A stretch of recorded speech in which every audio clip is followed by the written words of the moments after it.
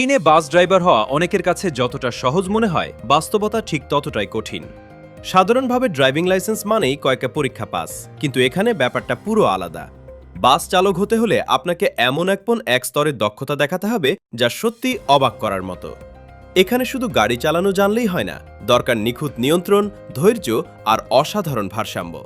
প্রথম ধাপের পরীক্ষাগুলোই এত কঠিন যে অনেকেই দেখেই চমকে যায়। আপনাকে বিশাল বাস নিয়ে এমন খাড়া ও ঝুঁকিপূর্ণ রাস্তায় চালাতে হবে যেখানে সামান্য ভুল মানেই বড় দুর্ঘটনার সম্ভাবনা। আর এখানেই শেষ নয়, এরপর এমন একটি পরীক্ষা আসে যেখানে বাসের টায়ারের নিচে একটি ছোট বাধা বা সূক্ষ্ম টার্গেট রেখে সেটি না ভেঙে বা না সরিয়ে গাড়ি চালাতে হয়।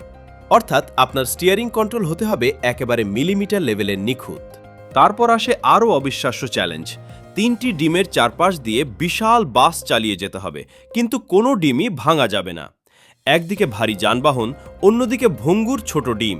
একটি সামান্য ভুলই পুরো পরীক্ষাকে ব্যর্থ করে দিতে পারে। এই পরীক্ষাগুলো শুনতে অদ্ভুত লাগলেও এর পেছনে যুক্তি পরিষ্কার, কারণ যে ব্যক্তি প্রতিদিন যাত্রী বোঝাই বাস চালাবেন তার হাতে থাকবে বহু মানুষের জীবন। তাই এখানে শুধু লাইসেন্স দেওয়া হয় না, আগে নিশ্চিত করা হয় চালক সত্যি সর্বোচ্চ মানের দক্ষ কিনা।